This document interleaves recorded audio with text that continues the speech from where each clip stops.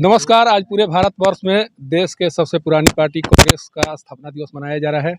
इस अवसर पर जो जिला मुख्यालय है सासाराम में बाकायदा यहाँ झंडोत्तोलन किया गया। जो भी पार्टी के जो नेता हैं, जो वरीय नेता हैं, जिनका योगदान रहा है पार्टी के उत्थान में, उनको याद किया गया। हमारे साथ अभी करहर के कांग्रेस विधायक संतोष कुमार मिश्रा जी हैं, जिनसे बात जिला अध्यक्ष भी हैं कांग्रेस पार्टी का। इनसे बात कर जानने की कोशिश करेंगे कि आखिर इतनी पुरानी पार्टी का इतिहास क्या रहा और उनके योगदान को आप कैसे, पार्टी के योगदान को आप कैसे याद कर रहे हैं। सर, इतनी पुरानी पार्टी के आप अध्यक्ष हैं, पार्टी के योगदान को कैसे याद करेंगे आज?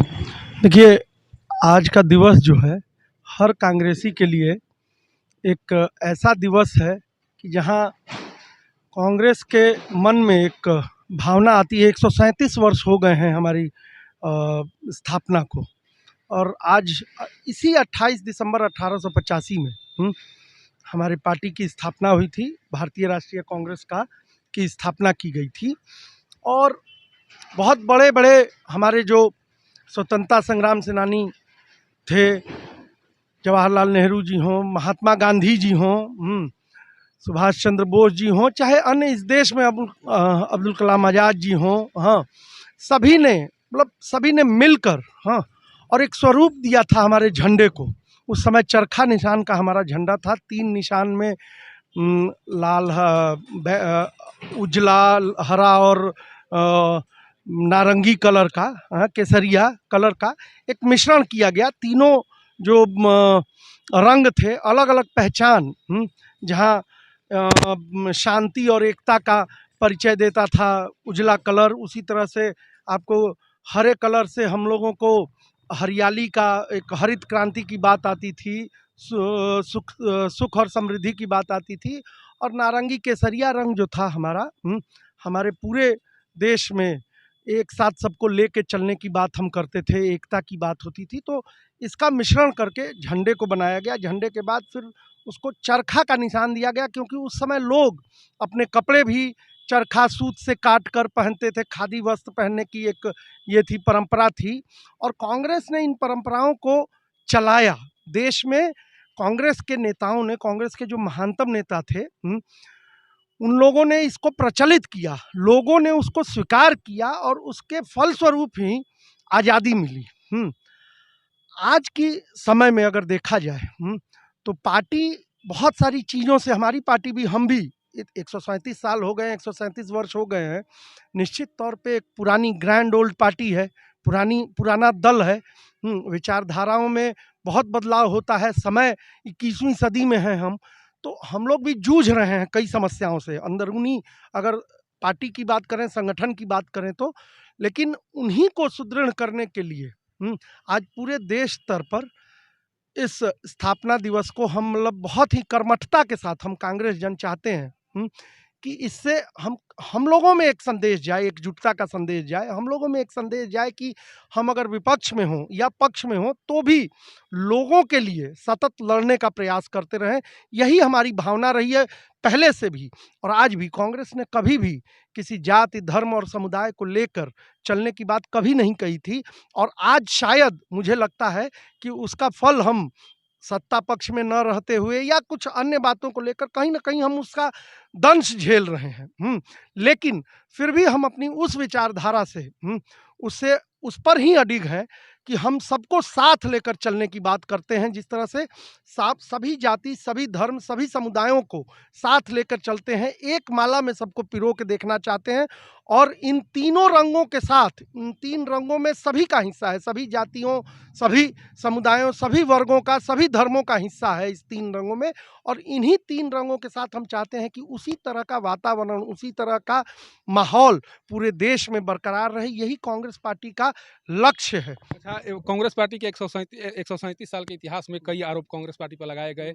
कभी अंग्रेजों का सेफ्टी बाल कहा गया, अब राष्ट्र विरोधी बताने की कोशिश की जा रही है। इसे आप कैसे देख रहे हैं? नहीं, देखिए, जो लोग, अभी आपने सुना होगा कि लोग, ये बहुत आसान है किसी के लिए भी, जो लोग सत्ता में हैं या कोई अन्य जो भी लोग हों, हम लोगों से इतर जो लोग हैं, अगर वो लोग ये विचारधारा के किसी को भी राष्ट्रीयता के नाम पर, राष्ट्रद्रोह के नाम पर, क्या ये संभव है कि हिंदुस्तान में जन्मा कोई भी एक व्यक्ति वो राष्ट्रद्रोही हो सकता है? हम ऐसा सोच भी सकते हैं। मतलब कुछ मतलब नगण्य लोग, मतलब कोई आपराधिक तत्व की बात दूसरी होती है, लेकिन कोई राष्ट्रद्रोह अपनी मातृभूमि में जन्मा व्यक्ति राष्ट्रद्रोह तो नहीं कोई कर सकता है। तो कांग्रेस पर आरोप लगाने से जिस पार्टी ने, ठीक है, आज़ादी में हम लोगों ने हिस्सा लिया, हमारे नेताओं ने हिस्सा लिया, हाँ, आज़ादी दिलवाई। अगर अंग्रेजों के साथ मिले रहते तो इतना आसान था आज़ादी लेना, तो फिर तो अंग्रेज ही शासन कर रहे होते। हम उसके साथ अगर मिल के अगर ये रहता तो मिल के फिर अंग्रेज ही शासन कर रहे होते। हाँ, अभी भी हमें आज़ादी नहीं मिलती, लेकिन 47 में हुआ ना, आज़ादी मिली ना, पूर्णतः स्वराज मिला ना हम लोगों को। तो ऐसा आरोप लगाने से पहले वो लोग सोचें कि जिन्होंने आज़ादी में अपनी कोई भूमिका नहीं निभाई है, इस देश की स्वतंत्रता में कोई भूमिका नहीं। अब तो ये एक ट्रेंड चल गया है नया, लोग अपने आप को पता नहीं क्या समझते हैं। जैसे किसी ने कहा कि 2014 की जो आज़ादी है वो आज़ादी मिली, देश को आज़ादी मिली। तो इतिहास नहीं बदल जाएगा, एक व्यक्ति के कहने से, चिल्लाने से इतिहास नहीं बदल जाएगा। लोग इतिहास जानते हैं। तो लोगों को हम लोग भी लोगों को, देश के लोगों को समझते हैं। कुछ लोग भुलवा रहे हैं, भटका रहे हैं लोगों को, लेकिन फिर लोगों को समझ में आ भी रहा है, ऐसी बात नहीं है। और अच्छा, विपक्षियों का कहना है कि कांग्रेस पार्टी में सत्ता संघर्ष छिड़ गया है। उत्तराखंड का मामला हो, पंजाब का मामला हो, उसका उदाहरण दे रहे हैं। कह रहे हैं कि जब सत्ता संघर्ष में सब लोग व्यस्त हैं तो राष्ट्र के विकास में उनका योगदान क्या हो सकता है? नहीं, इसमें सत्ता संघर्ष की बात नहीं है। हाँ, चुनाव आते हैं, कहीं कोई संगठन है, हाँ, 10 आदमी अगर किसी चुनाव में लड़ने के इच्छुक हैं तो वहाँ खटपट होता ही है। बड़ा परिवार है तो बड़े परिवार में ऐसा नहीं ना कि छोटा परिवार है। कांग्रेस बहुत बड़ी पार्टी है। कांग्रेस के मोटा मोटी इस देश में आप देखेंगे तो 7 करोड़ से ऊपर सदस्य हैं। पिछले बार का वोट प्रतिशत भी आप देखिए, तो उनको अगर 17 करोड़ वोट मिले थे तो हम लोगों को भी 14 करोड़ वोट मिले थे। तो इस देश की जनता ने 3 करोड़ का अंतर भले था। हाँ, आज वो कहने लगे हैं वो लोग कि हमारी सबसे बड़ी पार्टी है, सबसे बड़ी। आप किस तरह से, किस प्रकार से आपने अपनी पार्टी को खींच-तान करके सबसे बड़ी या सबसे छोटी, हम उस तर्क में नहीं जाना चाहते हैं। लेकिन ये सत्ता संघर्ष, देखिए, कोई बड़ा जगह रहेगा, बड़ा परिवार रहेगा, थोड़ा-मोड़ा होता है, बर्तन खनकते हैं, लेकिन सब कुछ फिर भी ठीक है। ऐसा नहीं है कि सत्ता संघर्ष, अभी सत्ता संघर्ष की बात क्या है? अब तो सत्ता में आने के लिए प्रयास न करेगा आदमी, सत्ता में आएगा तब विकास की बात भी होगी। जैसे पहले विकास हो रहा था पंजाब में, वैसे आगे भी विकास चलता रहेगा, इसमें कोई दो राय नहीं है। लेकिन जहाँ लोग रहेंगे, हम ही लोग हैं, मान लीजिए इतने सारे सदस्य हैं पार्टी में, तो लड़ना है, चुनाव लड़ना है, चुनाव में कैसे लड़ना है, किसे लड़ना है, इसके लिए थोड़ा-मोड़ा तो होता ही है। आप बैठ के एक जगह सब लोग बात करेंगे, कोई एक ही व्यक्ति लड़ेगा, सब लोग उसके लिए काम करेंगे, यही मेन मकसद है। तो इसमें तो उन लोगों में नहीं हो रहा है क्या? उन लोगों में भी बौखलाहट है। अगर उत्तराखंड की आप बात करें तो एक हरक सिंह रावत है, मंत्री हैं, उनका पूरा विरोध चल रहा है मुख्यमंत्री के साथ या पार्टी के साथ।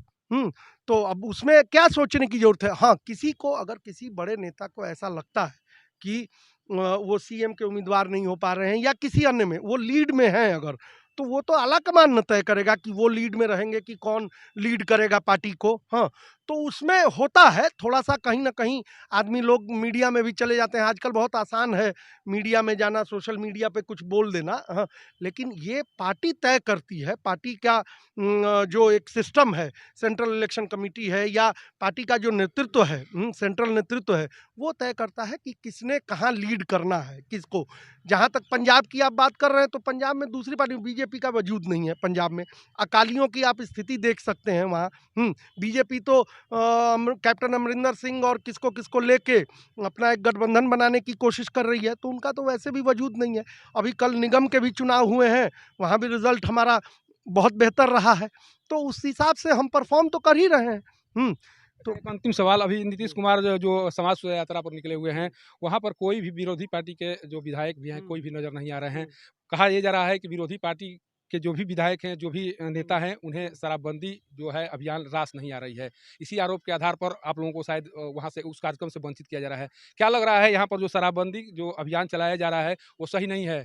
नहीं, देखिए, एक बात बता दूँ, ऐसा नहीं है कि विरोधी पार्टी में हम लोग तो उनके समीक्षा बैठक में शामिल हुए थे। आपको सही सही बात, मतलब हम इसमें सुधार देना चाहते हैं, हम लोग शामिल हुए थे उसमें, हाँ।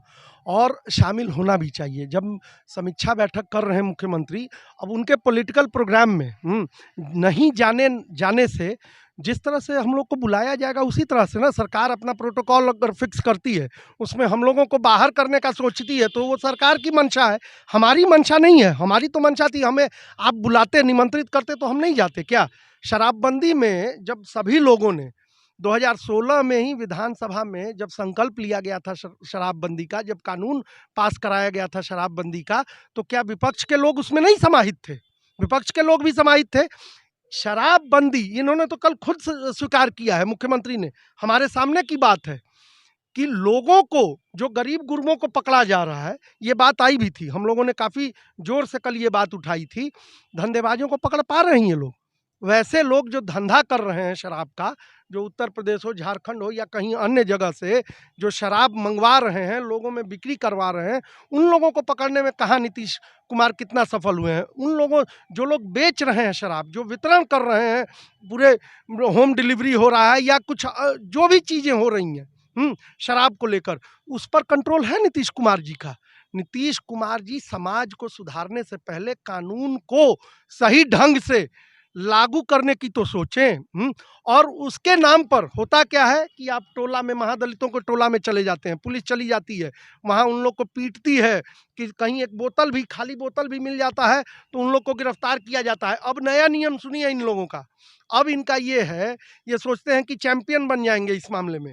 कह रहे हैं कि जो पहली बार पकड़ा गया है शराब के लिए, उसको 50,000 रुपया दे के फाइन करके छोड़ दिया जाए। 50,000 रुपया है, इतना ज़्यादा फाइन। कल ये भी बात आई समीक्षा बैठक में, हम लोगों ने कहा कि भाई 50,000 रुपया क्यों फाइन कर रहे हैं आप?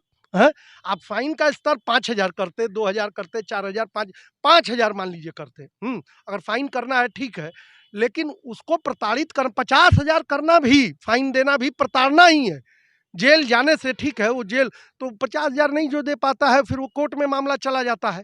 अब कह रहे हैं, कल उन्होंने ये भी बात कहा कि वहीं से वहीं बेल दे दिया जाएगा, थाने पर से ही बेल दे दिया जाएगा, कोर्ट में नहीं मामला जाने देंगे।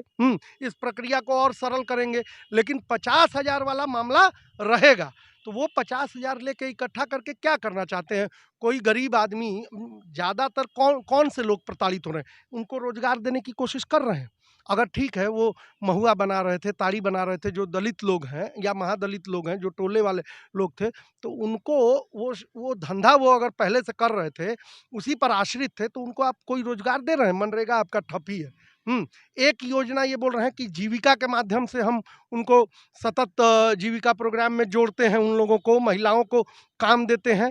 तो जीविका में भी तो चूज एंड चॉइस वाला, पिक एंड चूज वाला मामला आ जाता है। जो जीविका बनाया हुआ है जिन लोगों ने, जिस समूह ने, वो भी अपने गाँव में, अपने टोलों में लोगों को चूज कर करके, चुन चुन के वो लोग देते हैं। जो असली लोग हैं, जो सही में जो गरीब लोग हैं, वो लोग तो कभी उनको तो कोई जीविकोपार्जन का कोई उपाय ही नहीं मिल पाता है। अच्छा, आज सासाराम एक दिल दहला देने वाली घटना सामने आई है। एक बच्चे की निर्मम हत्या कर दी गई है। आरोप परिजनों के द्वारा लगाया गया है कि 17 तारीख से बच्चा गुम हुआ, पुलिस और प्रशासन के द्वारा कोशिश नहीं की गई, जिस कारण से बच्चे की हत्या कर दी गई। क्या लग रहा है, अब बिहार में जो प्रशासन, जो सुशासन की अवधारणा थी, वो फेल होती जा रही है?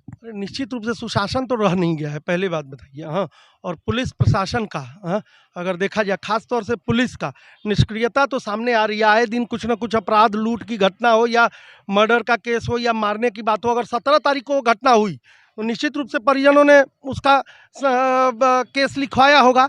इतने दिन से पुलिस क्या कर रही थी? आज उसका लाश ही मिल गया बेचारे का।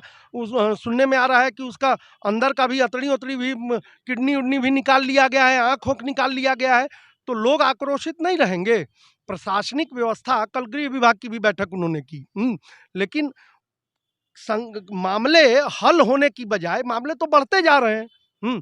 तो ये तो इस मामले में फेल है नीतीश कुमार। कोई विजन नहीं रह गया है नीतीश कुमार जी के पास। और जिसके पास विजन रहता है वही फिर प्रशासन पे भी लगाम लगाता है, पुलिस पे भी लगाम लगाता है, और फिर आगे की व्यवस्था ठीक चलती है।